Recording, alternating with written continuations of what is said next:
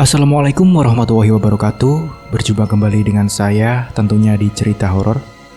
Bagaimana kabar kalian? Semoga baik-baik saja ya, dan dijauhkan dari berbagai mara bahaya. Amin. Nah, bagi kalian yang belum subscribe, silahkan subscribe terlebih dahulu supaya tidak ketinggalan cerita-cerita seram selanjutnya. Nah, di video kali ini saya akan membawakan cerita. Sebelum mulai ceritanya, seperti biasa, di dalam cerita ini semua nama dan tempat disamarkan demi menjaga privasi. Langsung saja, seperti apa ceritanya? Simak video ini sampai habis. Daripada penasaran, tak usah kelamaan lagi, kita masuk ke ceritanya.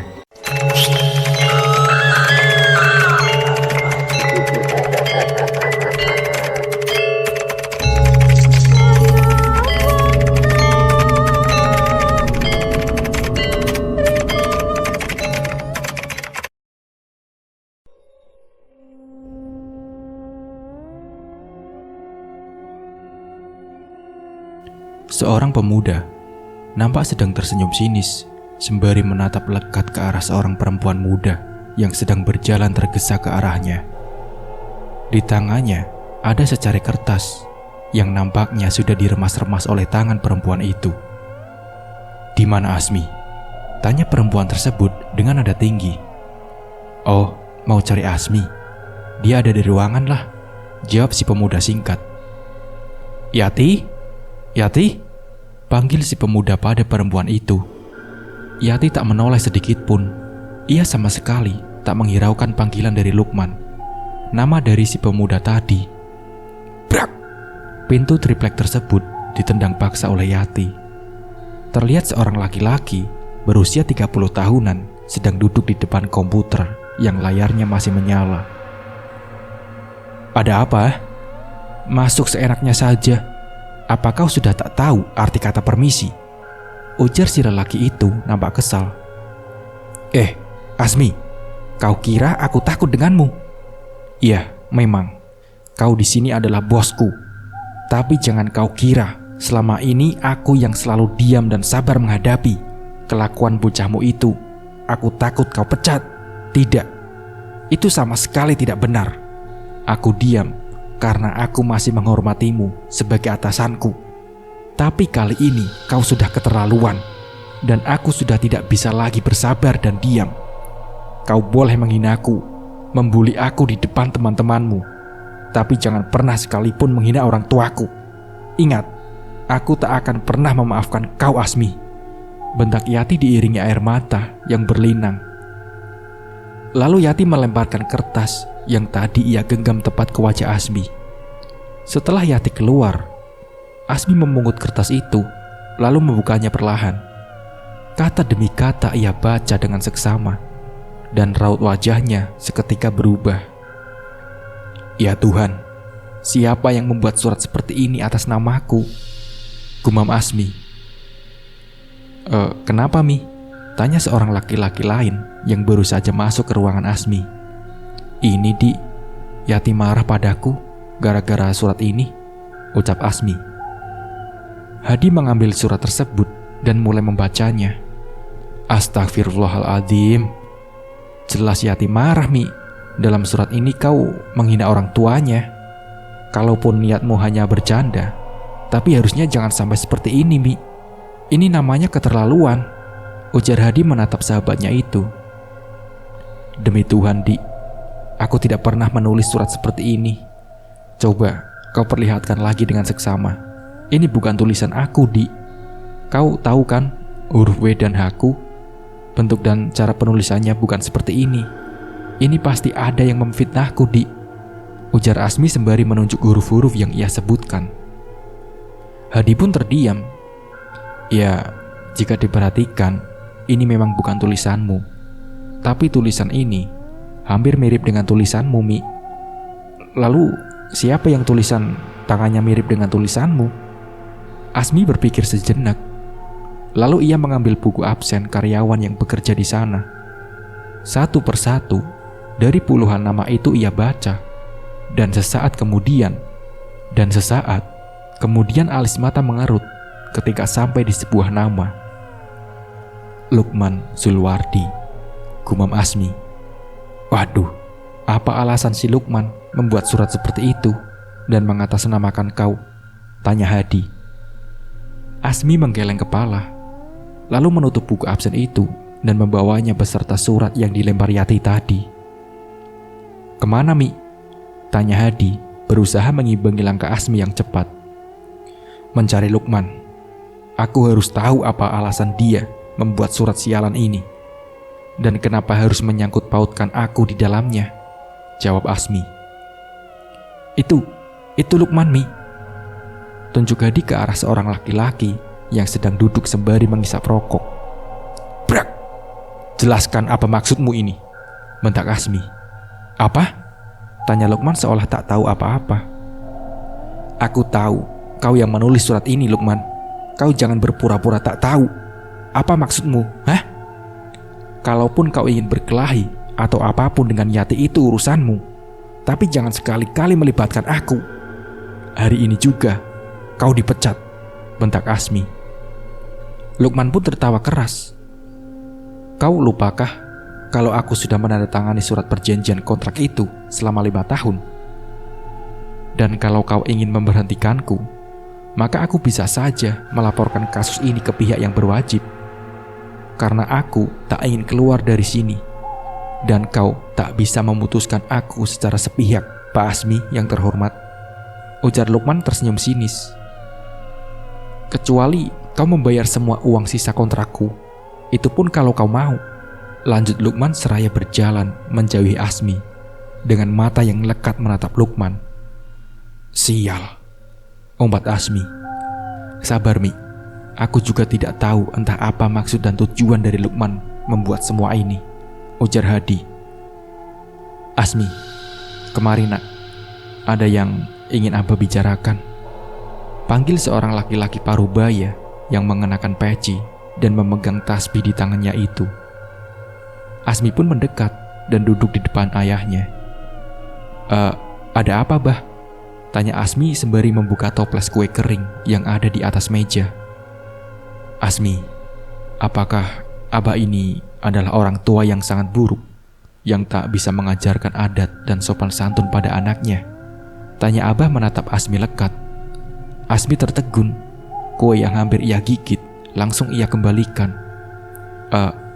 Maksud Abah apa, Bah? Tanya Asmi. Apakah selama ini Abah dan Uma pernah mengerjakan kamu untuk berbuat kurang ajar pada orang lain? Sampai-sampai menghina orang tuanya? Hina sekalikah mereka, Mi? Kau tahu kan, ayahnya Yati itu adalah kawan baik Abah, Mi. Kenapa kau sanggup menghina Yati dan orang tuanya? Abah malu, Mi. Abah kecewa dengan kelakuanmu, ujar lelaki tua itu sembari menyapu air matanya. Asmi langsung bersujud di kaki ayahnya dan meminta maaf. Demi Allah, Bah, Asmi tak pernah menulis surat itu. Memang benar Asmi sering menjadikan Yati bahan lelucon. Tapi Asmi tak pernah sampai menghina orang tuanya, Bah. Ini fitnah, Bah, antara Asmi dan Yati. Kami diadu domba. Jika memang benar begitu, kau selesaikan masalahmu. Besok kita ke rumah pamanmu. Minta maaflah pada mereka. Meski bukan kau yang menulis surat itu, ujar Abah sebelum beranjak dari duduknya. Keesokan harinya, Abah dan Asmi juga ditemani oleh Hadi mengendarai mobil menuju ke arah tempat tinggal Yati dan orang tuanya. Saat mereka sampai di depan rumah tersebut, terlihat jika Yati sedang menjemur pakaian. Assalamualaikum. Waalaikumsalam. Paman, jawab Yati sembari menyalami ayahnya Asmi. Namun Yati masih terlihat marah pada Asmi. Abahmu ada? Ada, Paman. Beliau sedang sakit. Mari, silakan masuk, jawab Yati. Seorang laki-laki parubaya bertubuh kurus terlihat sedang terbaring di ranjang yang sudah mulai dimakan rayap. Sesekali terdengar orang tua itu terbatuk. Ya Allah, kenapa tak dibawa ke rumah sakit aja, Yat? Tanya ayah Asmi. Manalah aku ini punya uang, Paman. Untuk makan saja susah sekali, jawab ayahnya Yati. Kau tak perlu khawatir, Yat. Aku yang akan menanggung semua biayanya. Lagi pula, kau dan aku sudah seperti kakak beradik. Apalagi yang kau sungkankan, ujar ayah Asmi. Mi, cepat telepon ambulan. Sakitnya ini bukan main-main. Kalau dibiarkan, bisa makin parah, ujar ayah Asmi lagi. Singkatnya, ketika berada di rumah sakit, Asmi dan Hadi juga Yati masih menunggu di luar ketika ayah Asmi pergi bersama dokter yang merupakan kawan lamanya. Beliau ini memiliki riwayat penyakit TBC dan asam lambung yang sudah sangat parah. Sepenggal perkataan dokter yang sempat Asmi curi-curi dengar, Asmi benar-benar merasa bersalah atas surat itu, meskipun bukan dia yang menuliskannya. Seorang laki-laki berusia 25 tahunan datang dengan pakaian yang sangat rapi dan necis. Bagaimana keadaan ayahmu? Tanyanya dengan raut wajah khawatir. Yati terisak sembari menggenggam tangan lelaki itu.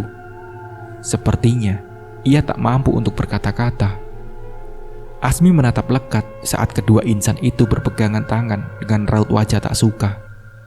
2 hari setelah kemudian, Asmi, kau mau kemana? Tanya Abah. Mau kerja, Bah. Kenapa ya? Tanya Asmi. Tolong, temani aku ke rumah sakit menjenguk pamanmu, ujar Abah Asmi. Loh, 2 hari sebelumnya Abah kan pergi sendiri. Kenapa sekarang malah minta ditemani? Ujar Asmi. Apa kau tak ingin menjenguk pamanmu? Kasihan dia, Mi. Tanya Abah Asmi. Iyalah. Jadi kapan mau berangkat ke rumah sakit? Tanya Asmi. Assalamualaikum, selamat pagi, ucap Hadi yang baru saja muncul. Waalaikumsalam, jawab keduanya. Nah, pas sekali kau datang, Di. Sekalian saja kau ikut menjenguk paman Dayat ke rumah sakit, ujar ayah Asmi seraya tersenyum. Hadi pun ikut tersenyum sembari mengangguk. Di perjalanan ke rumah sakit, terlebih dahulu mereka singgah di toko buah untuk oleh-oleh. Saat sampai di depan pintu ruangan rawat ayahnya Yati, terdengar paman Dayat sedang memarahi seseorang. Kau itu masih jadi suami Dahlia, Ji. Sampai kapanpun aku tak akan pernah merestui hubungan kalian, ujar paman Dayat.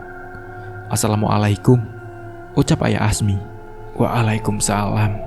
Masuk saja, Man, jawab paman Dayat lirih. Laki-laki berusia 25 tahun yang kemarin datang segera keluar tanpa berkata-kata setelah Pak Herman, Asmi, dan Hadi masuk ke dalam. Bagaimana keadaanmu, Yat? Sehat? Tanya Pak Herman. Ya, beginilah keadaanku, Man. Aku rasa waktuku sudah tak banyak. Kau tahu kan, Yati sudah tak punya ibu sejak lama. Aku takut bila nanti aku sudah tiada, Yati akan tersalah jalan dan memilih laki-laki yang tidak tepat untuknya. Seperti laki-laki yang tadi datang. Dia itu masih punya istri, tapi dengan rasa tak bersalahnya hendak melamar anakku. Aku tak akan merestuinya, Man. Tak akan, ujar paman Dayat terdengar lirih. Tapi kan, Yat, kalau semisal istri tuanya mengizinkan dengan rela dan ikhlas hati, pernikahan itu bisa saja dilakukan. Aku kenal betul siapa istrinya, Man. Dan istrinya tak akan pernah mengizinkan suaminya kawin lagi. Sebab itulah aku menolak keras saat laki-laki itu datang kemari.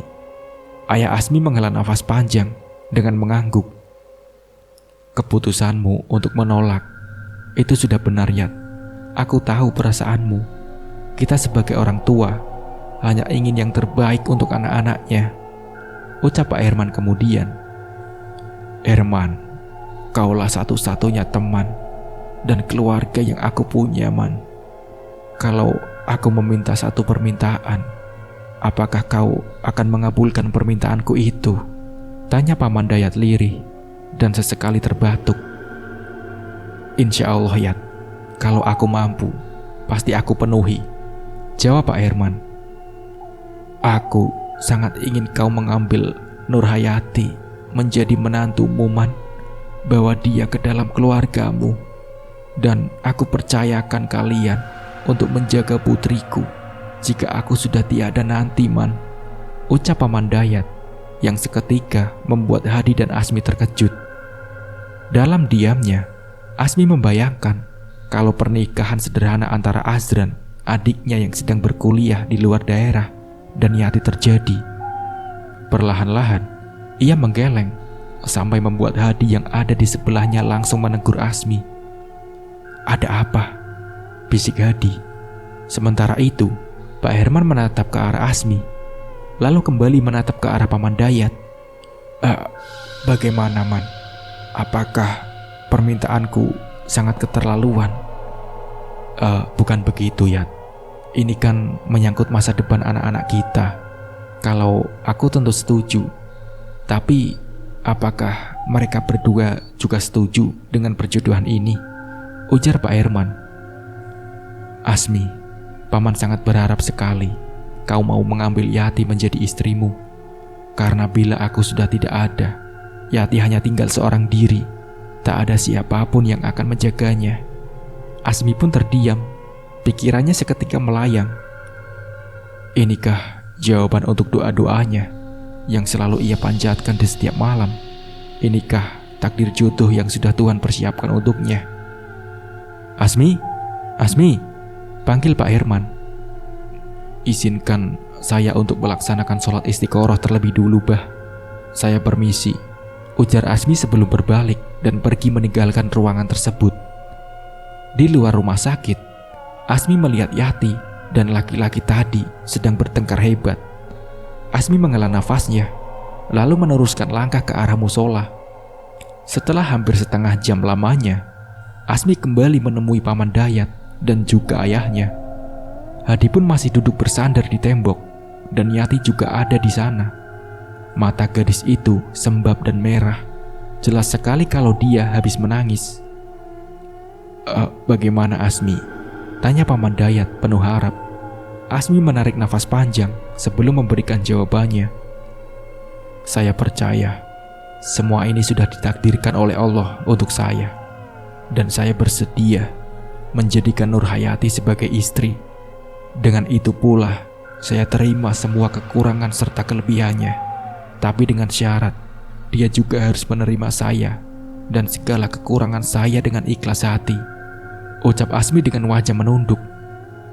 Yati menatap lekat ke arah Asmi. "Tidak, Bah, aku tidak mau," ujar Yati menggenggam erat tangan ayahnya. "Asmi, terima kasih sudah mau memenuhi keinginan Paman yang terakhir ini. Aku sudah cukup bahagia mendengarnya. Tak apa jika Yati tak mau menuruti keinginanku. Aku maklum, karena kematianku sudah mereka tunggu sedari lama agar mereka berdua bisa menikah. Biarlah kalau memang itu keinginan mereka," ujar Paman Dayat lirih seraya melepaskan genggaman tangan Yati, lalu berusaha bangun dari tempat tidur. Paman mau kemana? Paman masih lemah untuk bangun," ujar Asmi. "Biarlah Paman mempercepat kematian ini, Asmi, agar Yati bisa bahagia dengan pilihannya," jawab Paman Dayat tertahan. "Bah, Yati akan menikah dengan Asmi," kata Yati terisak. Paman Dayat pun tersenyum. "Benarkah?" "Iya, Abah, aku bersedia menikah dengan Asmi. Tolong maafkan Yati, Bah. Selama ini Yati sudah menyakiti hati Abah," ucap Yati. Ijab kabul antara Asmi dan Yati dilaksanakan di kamar rumah sakit tersebut. Disaksikan Pak Herman, Paman Dayat, Hadi, dan juga beberapa perawat.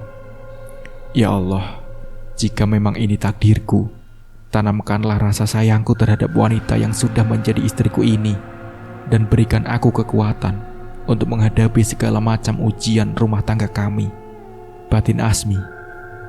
Dan seminggu setelah itu, keadaan Paman Dayat semakin memburuk. Sekitar pukul 3 subuh, beliau menghembuskan nafas terakhirnya. "Yati, aku sebagai suamimu, aku wajib menjaga dan menafkahimu. dan kau pun wajib menuruti apa yang kukatakan. Mulai hari ini, kau ikut aku pulang ke rumahku, ucap Asmi. Tanpa banyak bicara, Yati langsung membereskan pakaiannya, lalu berjalan ke arah mobil Asmi yang terparkir.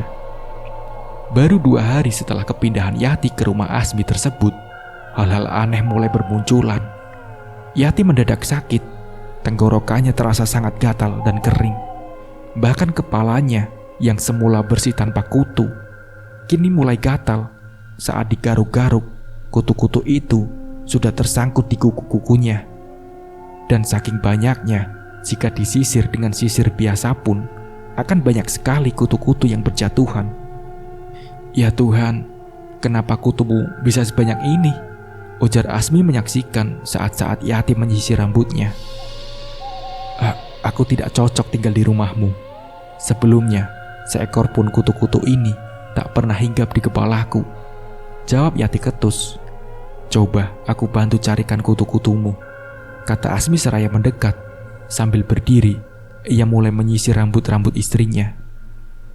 Saat Asmi menyisir, Asmi menyentuh permukaan kulit kepalanya yang ada benjolan sebesar kemiri.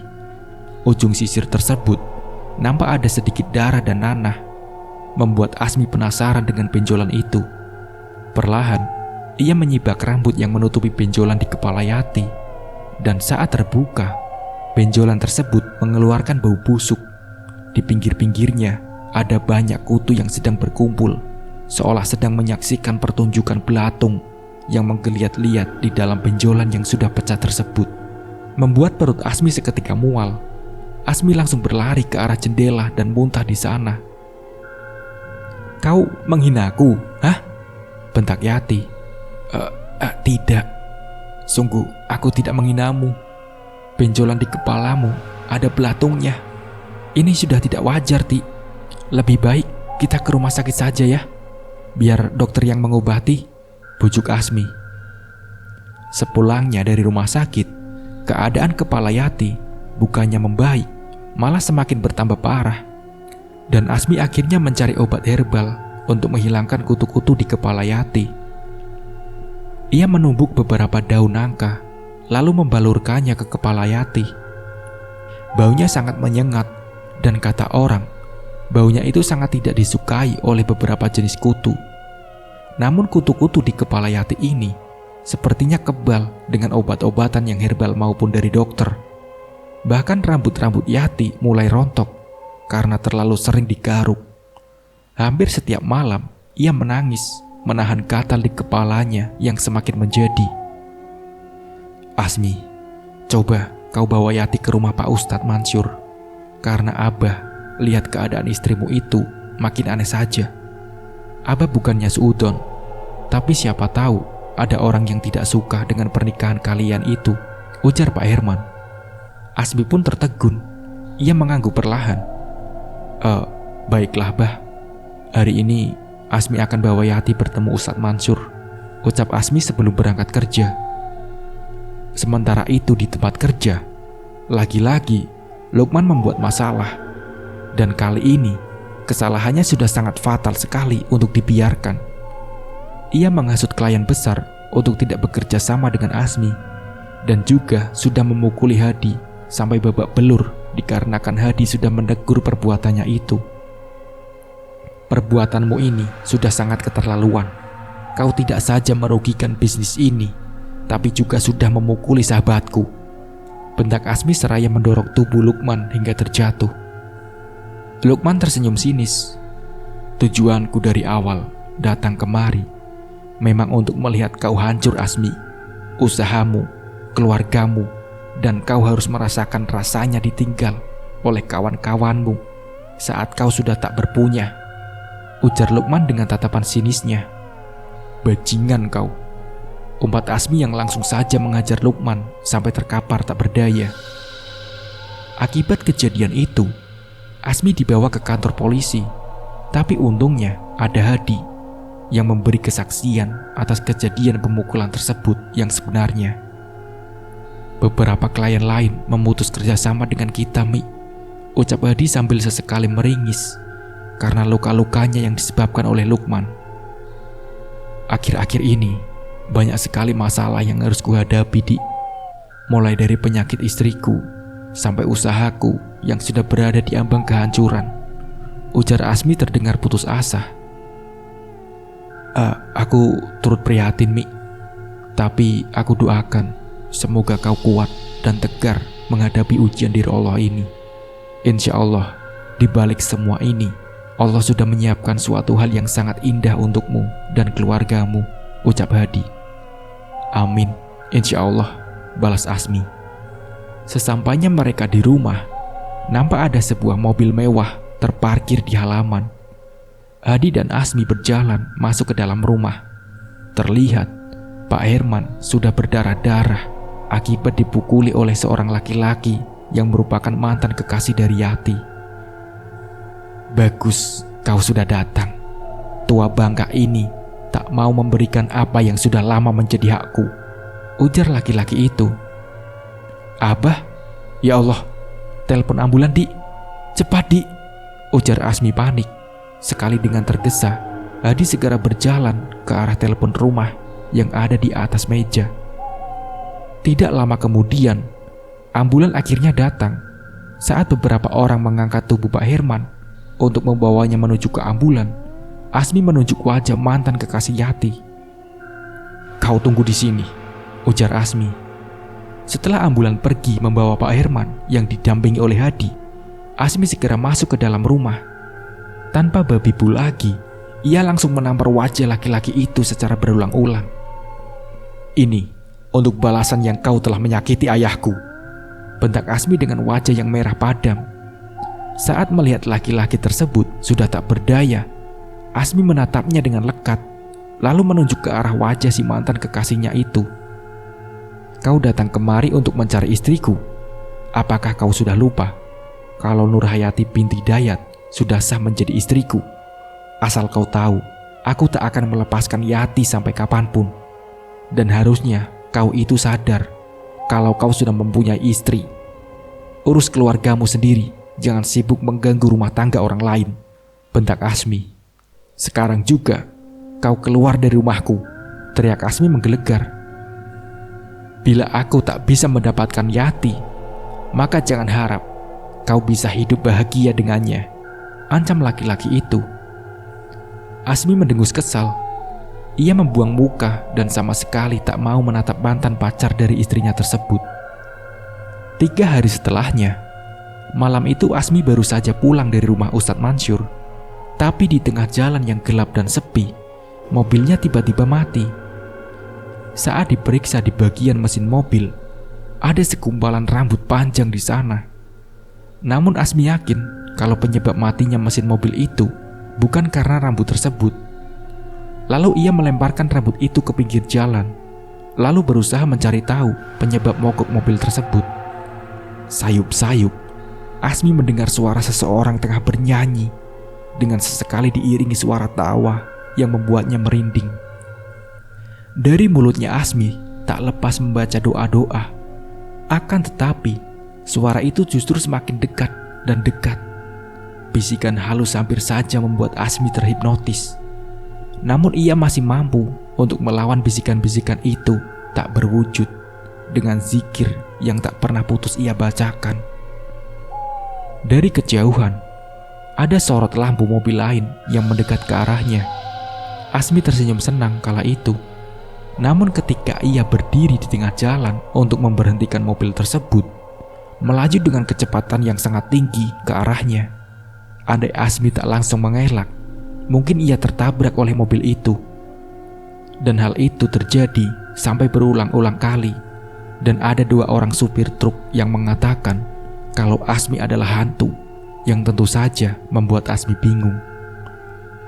Sementara di rumah, Pak Herman yang sedang terbaring di dalam kamarnya itu mendengar suara teriakan Yati dari arah luar. Pak Herman bergegas bangun dan dengan kepala yang masih agak pusing, beliau keluar dari kamar. Di bawah meja kompor, Yati sedang memakan sampah yang ada di dalam plastik. Ia mengeluarkan suara seperti anjing yang kelaparan. Yati, Yati, panggil Pak Herman. Tak ada jawaban. Yati, Yati, ini Abah nak. Kamu sedang apa di situ? Hening. Yati dengan rambut terurai dan dipenuhi sisa-sisa sampah basah di sekitaran mulut dan wajahnya menatap lekat pada Pak Herman. Tua bangka, umpat Yati. Namun suaranya terdengar berat dan serak. Tidak seperti suara Yati biasanya yang lembut dan halus. Astagfirullah, ucap Pak Herman. Yati berdiri, langkahnya seperti diseret. Brak! Abah, ada apa? Tanya seorang dari arah belakang. Saat Pak Herman menengok, rupanya itu adalah Yati. Yati? Iya, Abah panggil saya? Tanya Yati. Iya, tadi Abah kira kau di sini, jawab Pak Herman seraya memegangi kepalanya yang terasa pening. Tadi saya ke kamar mandi bah, keramas. Sini bah, Yati bantu, ujar Yati lagi, sembari memegangi lengan laki-laki tua tersebut, lalu mengantarkannya menuju kamar. Saat Yati berada di sebelahnya, Pak Herman mencium bau yang sangat tidak enak dari kepala Yati. Bagaimana keadaanmu nak? Sehat kan? Tanya Pak Herman. Alhamdulillah bah, sehat, jawab Yati. Ini sudah jam segini, kenapa Asmi belum pulang-pulang juga? Mungkin lagi di jalan bah, ucap Yati. Ya sudah, Abah istirahat ya, ucap Abah Yati. Yati melangkah meninggalkan kamar Pak Herman. Ia berjalan menuju ke kamar yang ia dan Asmi tempati. Namun saat ia melewati jendela besar yang tirainya terbuka dan mengarah langsung ke halaman samping, terlihat seorang perempuan bergaun putih tengah memiring-miringkan tubuhnya ke kiri dan ke kanan. Rambutnya panjang melebihi pinggang. Sambil menggaruk-garuk kepalanya yang sangat gatal, Yati berjalan pelan lebih dekat ke arah jendela. Ia ingin tahu apa yang sebenarnya dilakukan oleh si perempuan tersebut. Semakin diperhatikan, perempuan di luar itu semakin bertingkah aneh. Beberapa kali ia melakukan pergerakan pinggang maju mundur dan berputar-putar, lalu kemudian kayang sampai kepalanya benar-benar menyentuh tanah. Dalam keadaan masih kayang, perempuan itu berjalan dengan sangat cepat ke arah jendela. Brak! Brak! Kepalanya membentur kaca jendela dengan sangat keras, membuat Yati seketika mundur dan menjauh. Kakinya benar-benar lemas, bahkan jantungnya terasa hampir meledak. Sambil berteriak, Yati berlari ke arah kamar Pak Herman. Bah, tolong bah, teriak Yati. Halo, sial, ujar Asmi yang masih berusaha menelpon Hadi. Sinyal di daerah tersebut rupanya hilang-hilang, membuat Asmi kesusahan untuk menghubungi sahabatnya si Hadi.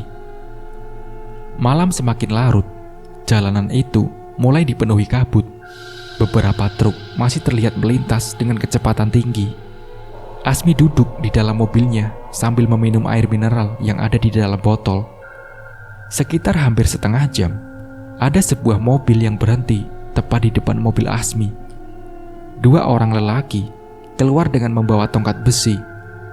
Asmi yang sudah bersiap siaga segera keluar dari mobilnya, menghadang dua pria tersebut. Perkelahian tak seimbang pun terjadi. Asmi kewalahan mempertahankan dirinya, sehingga beberapa pukulan tongkat besi tersebut tepat mengenai tulang kering dan punggungnya. Namun untungnya, suara klakson yang dibunyikan berulang-ulang oleh mobil di belakang mampu membuat kedua orang itu melarikan diri dan melaju dalam kegelapan malam. Hadi segera keluar dari mobilnya dan berlari menghampiri Asmi yang berusaha berdiri. Maaf Mi, maaf. Aku tadi ketiduran. Untung saja saat aku mau ke kamar mandi, aku cek HP dan membuka isi pesanmu. Makanya aku buru-buru kemari. Ya Tuhan, apa mereka itu tadi perampok? Kau ingat nomor platnya enggak? Ujar Hadi. Bawa aku pulang, Di. Aku mau pulang sekarang, kata Asmi enggan menjawab pertanyaan Hadi, karena ia sendiri pun tak tahu niat sebenarnya dari dua orang tadi. Yakin mau pulang? Keadaan kamu begini loh. Kita ke rumah sakit saja dulu ya. Dan setelah luka-luka kamu diobati, barulah aku akan mengantarmu pulang, bujuk Hadi. Tidak usah, Di. Aku mau pulang saja. Perasaanku tak enak, Di. Aku takut terjadi sesuatu di rumah, ujar Asmi. Hadi pun mengangguk, lalu membantu Asmi untuk berjalan menuju mobilnya. Sebentar ya, aku ambil barangmu di dalam mobilmu dulu, ujar Hadi sebelum berlari ke arah mobil Asmi. Raut wajah Asmi nampak sangat khawatir. Mobil tua tersebut melaju menembus kabut yang menutupi jalanan. Sekitar 2 kiloan dari tempat itu, mereka dikagetkan dengan sebuah lemparan batu yang mengenai kaca mobil yang membuat kaca tersebut pecah. Hadi membunyikan klaksonnya berulang-ulang kali. Namun saat akan berhenti, Asmi mencegahnya. Tak usahlah, Di. Teruskan saja. Tapi ini keterlaluan, Mi. Kaca mobilku pecah. Pasti orang yang melempar batu itu ada di dekat sini, kata Hadi. Ku bilang jangan. Lebih baik segera tancap gas dan antar aku pulang. Aku khawatir kalau Abah dan istriku kenapa-napa di rumah, ujar Asmi. Setelah sampai di halaman rumah Asmi, Hadi segera membantu Asmi untuk berjalan ke arah pintu.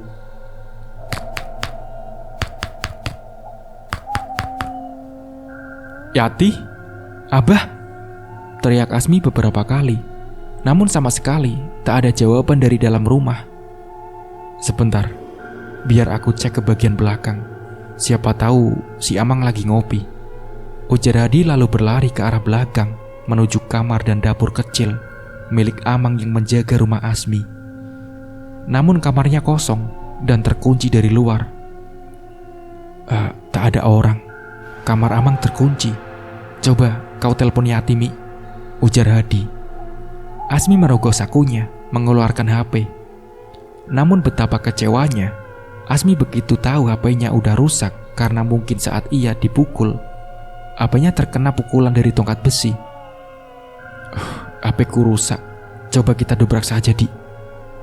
Dobrak? Masuk akal, Mi. Ini pintu kayu, bukan sembarangan kayu. Kalau salah, tulangku yang patah kalau memaksa mendobrak pintu rumahmu ini, ujar Hadi. Tak habis akal, dengan tertatih, Asmi menuju ke arah jendela kamar ayahnya. Berulang-ulang kali ia memukul kaca jendela itu dengan kayu yang menimbulkan suara gaduh. Bah, Abah, ini Asmi, Bah. Bah, buka pintunya, Bah, teriak Asmi.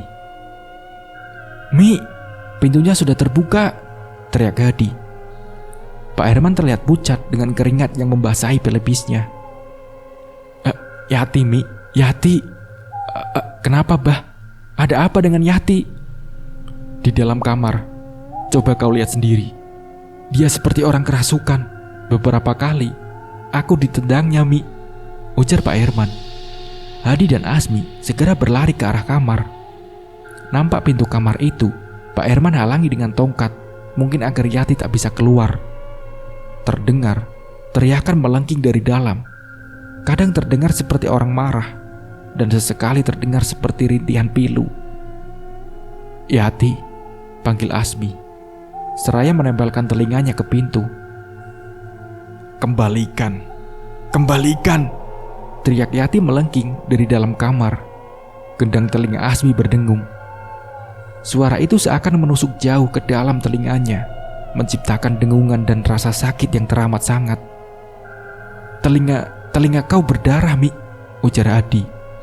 Dengan raut wajah meringis, Asmi menyapu telinganya. Darah yang hangat masih terasa terus mengalir keluar dari telinganya. Allahu Akbar, ucap Pak Herman memegangi pundak Asmi. Asmi memejamkan matanya. Kepalanya mulai terasa pening, dan tiba-tiba saja perutnya menjadi mual. Asmi pun muntah. Terdengar suara gemerincing ketika muntahan Asmi menyentuh lantai. Beberapa buah paku kecil tergeletak di antara darah yang keluar dari mulut Asmi.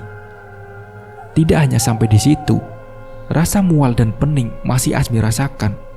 Dadanya terasa sesak ketika ada sesuatu yang menggeliat keluar dari dalam tenggorokannya.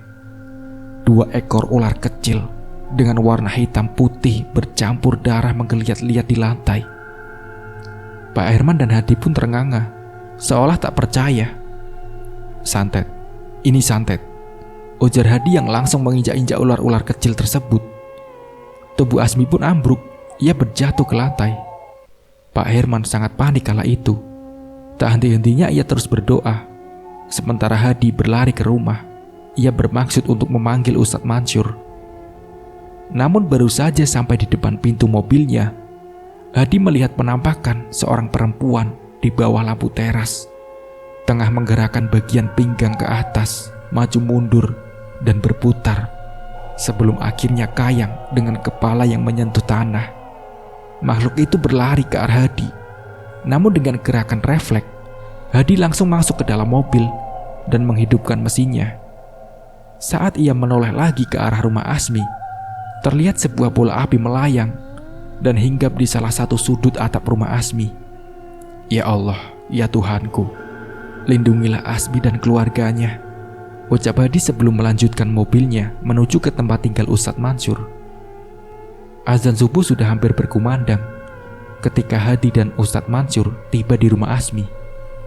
Pak Herman masih tersadar, namun keadaannya sudah benar-benar parah dengan luka pukulan di bagian wajah dan perutnya.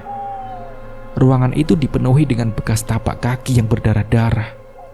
Pintu kamar yang digunakan untuk mengurung Yati terbuka. Tongkat yang sebelumnya digunakan untuk menahan pintu agar tak terbuka, rupanya sudah patah. Sementara Asmi masih tak sadarkan diri. Tubuhnya sangat dingin dan denyut nadinya juga sangat lemah. Dengan air mata yang masih merembes, Hadi berusaha menelpon rumah sakit agar secepatnya mengirimkan ambulan untuk Asmi dan Pak Herman. Sementara itu, Ustadz Mansur berjalan pelan ke arah sudut rumah yang lampunya sudah pecah dan menyisakan serpihan yang berhamburan di lantai. Ustadz Mansur terus berzikir saat melihat sosok perempuan yang sebelumnya juga sudah pernah menampakkan diri pada Hadi. Perempuan itu memutar kepalanya ke belakang, lalu menyeringai menakutkan. Dengan kepala yang masih memutar ke belakang, sosok perempuan itu kemudian membungkukkan tubuhnya. Lidahnya menjulur panjang dan besar, membuat Ustadz Mansur mundur beberapa langkah. Bismillahirrohmanirrohim. Brak! Lemari tempat menaruh koleksi piring-piring di sebelah Ustadz Mansur terjatuh. Untung saja Ustadz Mansur masih bisa mengelak sehingga beliau tak tertimpa oleh lemari yang ambruk secara tiba-tiba itu. Dan anehnya, perempuan yang tadi berdiri di sudut ruangan sudah tidak ada lagi. "Keluar kau, wahai iblis," seru Ustadz Mansur.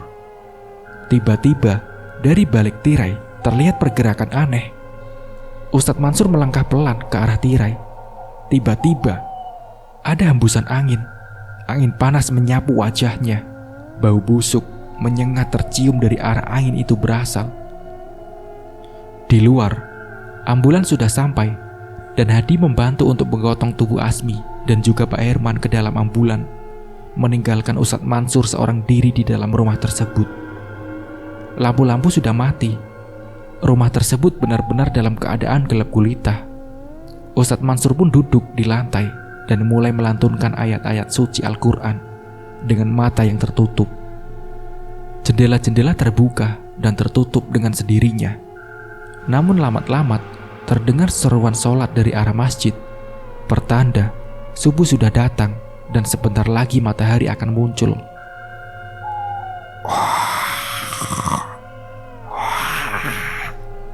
Bisikan-bisikan tak jelas terdengar di telinga kiri dan kanan Pak Ustadz. Namun beliau tetap fokus hingga serpihan kaca dari lemari itu tiba-tiba saja mengenai punggung beliau. Sosok perempuan tadi kembali muncul di hadapan Pak Ustadz. Ustadz Mansur pun berdiri. Astagfirullahaladzim. Bismillahirrohmanirrohim. Allahu Akbar.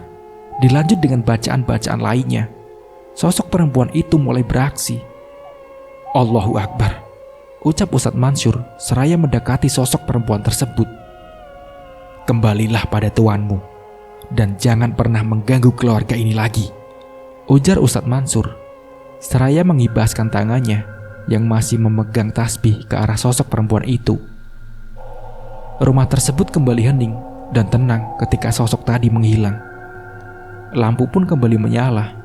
Ustadz Mansur melangkah keluar dari rumah itu dengan sangat hati-hati karena banyak kaca-kaca yang pecah dan berserakan di lantai.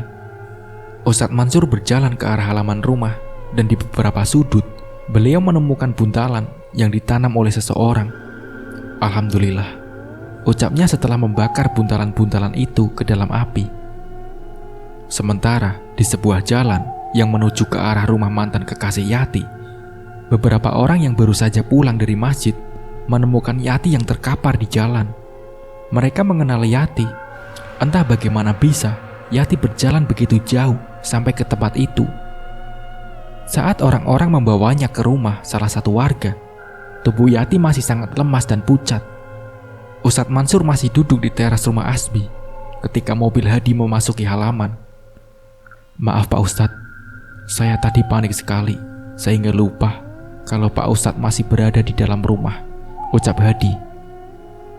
Tidak apa-apa, bagaimana keadaan Pak Herman dan Asmi, ucap Pak Ustadz.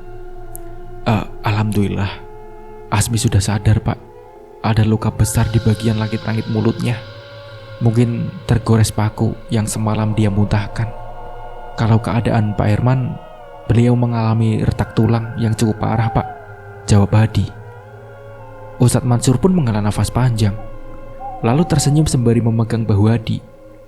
Insya Allah, semuanya sudah baik-baik saja, kata Pak Ustadz. Amin, insya Allah. Oh ya Pak Ustadz, bagaimana keadaan Yati? Tanya Hadi. Tidak ada orang lain di dalam rumah selain aku, jawab Pak Ustadz. Waduh, kemana perginya si Yati kira-kira ya Pak? Kata Hadi lagi.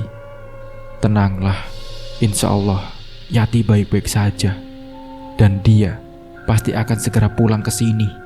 Tapi perlu kau ketahui Di, ada seseorang yang tak menyukai pernikahan Asmi dan Yati, terutama pada Asmi, karena orang ini merupakan mantannya Yati. Ustadz Mansur tersenyum simpul. Sedari awal saya melihat laki-laki itu memang ada perasaan kesal, jengkel, emosi yang entah kenapa saya tiba-tiba rasa. Sudah kelihatan jelas tak tahu diri, sombong. Bahkan kemarin-kemarin itu Pak Herman sempat dipukuli olehnya. Bahkan dengan muka tak punya malunya itu, dia mengancam Asmi. Ingat saja nanti, kalau ketemu saya di jalan, pasti akan saya hajar sampai babak belur, ucap Hadi.